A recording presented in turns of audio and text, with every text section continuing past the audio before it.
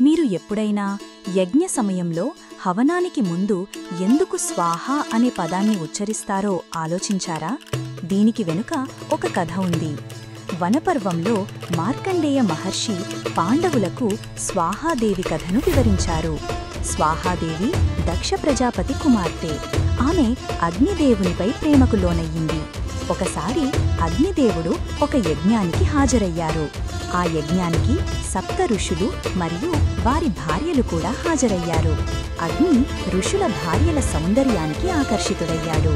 అయితే ఇతరుల భార్యలపై ఆకాంక్షను కలిగి ఉండటం పాపమని తెలుసుకున్న అగ్నిదేవుడు బాధతో అడవికి వెళ్లి తపస్సు చేయడం ప్రారంభించాడు.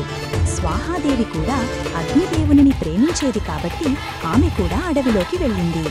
ఆమె సప్త ఋషుల భార్యల రూపాలు వశిష్ఠుని భార్య అరుంధతిని మినహాయించి ధరించి అగ్నిదేవునిని ఆశ్వాసించింది.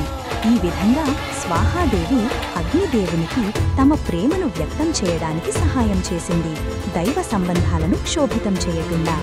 అగ్నిదేవుడు ఆమె ప్రేమను గుర్తించి ఆమెను వివాహం చేసుకున్నాడు. అప్పుడు అగ్నిదేవుడు ఒక వరమిచ్చాడు. ఈ తరువాత జరిగే యజ్ఞాల్లో నా పేరిట చేసే హవనాన్ని నేను అంగీకరిస్తాను, కానీ స్వాహ అనే పదం ఉచ్చరించినప్పుడు మాత్రమే. దీంతోనే ప్రతి యజ్ఞంలో హవన సమయానికి స్వాహ అనే పదాన్ని చెబుతూ హోమాలు చేస్తారు. ఇది స్వాహాదేవిని గౌరవించే ఆచారం.